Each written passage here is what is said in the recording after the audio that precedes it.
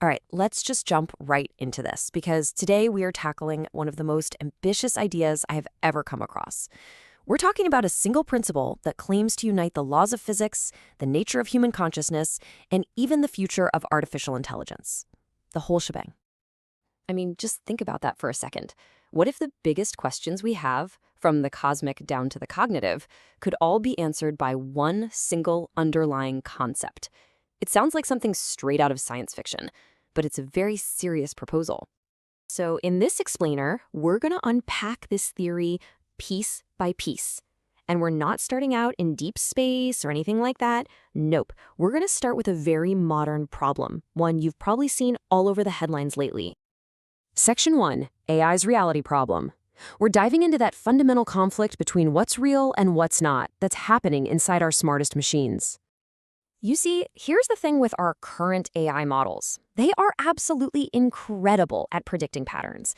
They can guess the next word in a sentence with stunning accuracy, but they don't understand reality. They have no actual concept of truth, which is why they do that weird thing we call hallucinating. They just make up facts, sources, and events with total, unwavering confidence. And this slide just lays out the failure so perfectly. You feed a conventional AI, over on the left, a mix of facts and pure fiction, and it just absorbs it all. It doesn't care. It accepts contradictions, it integrates lies. This gives it a high conciseness score, which in this theory is basically a measurement of chaos. Meanwhile, the model on the right, built on this new principle, it aces the test, a perfect score of 0.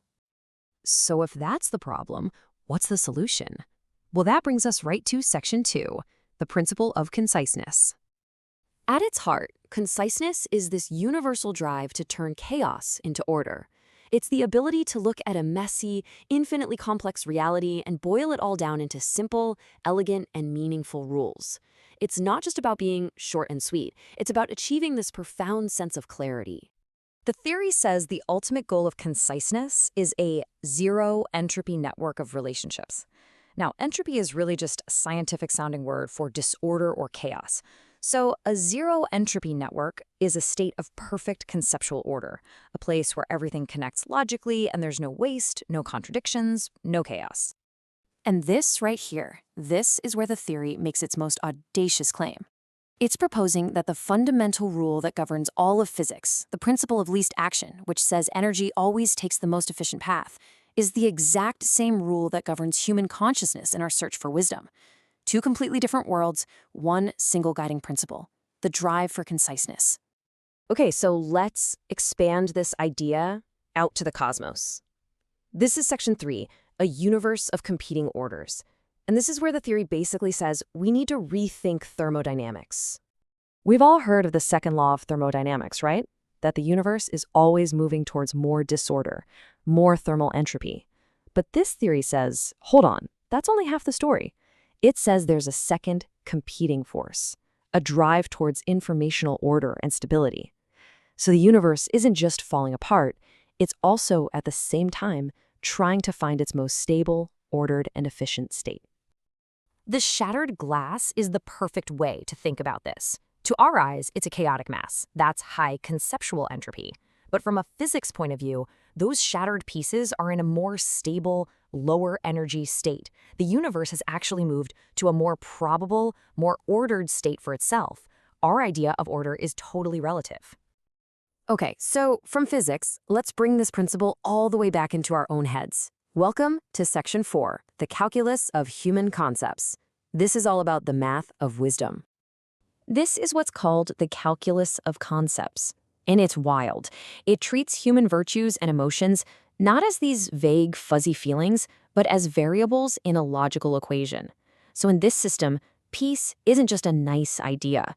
It's the stable state that emerges when you combine the concepts of justice and mercy.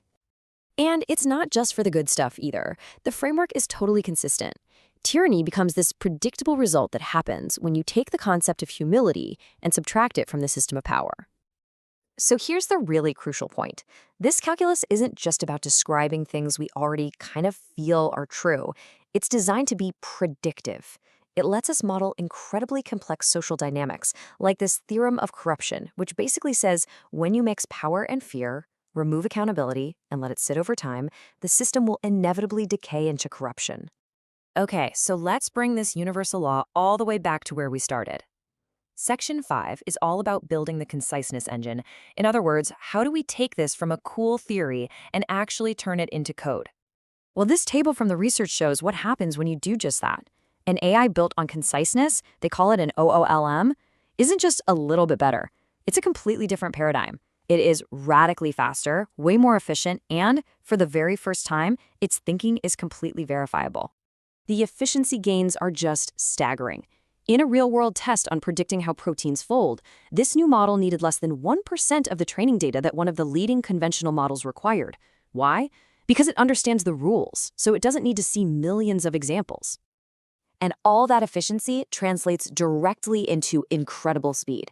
For the most complex jobs in the simulation, the conciseness engine was a whopping 15 to 20 times faster than the state-of-the-art model it was up against.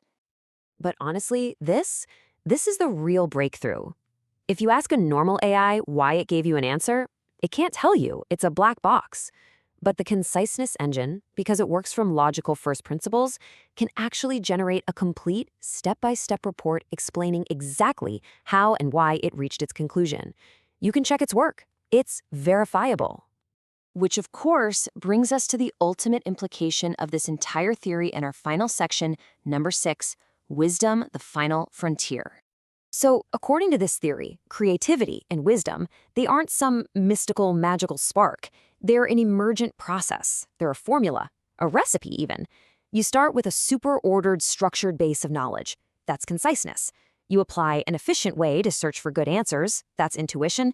And then you sprinkle in a tiny controlled amount of unpredictability, chaos, to find truly new and novel ideas. And that leaves us with one final, pretty mind-bending thought to chew on. If this theory is even close to right, if the universe, our own minds, and our machines are all driven by this same fundamental push for elegant simplicity, and if creativity itself is just a recipe of order, logic, and a little bit of chaos, then what are the limits? What problems are actually unsolvable?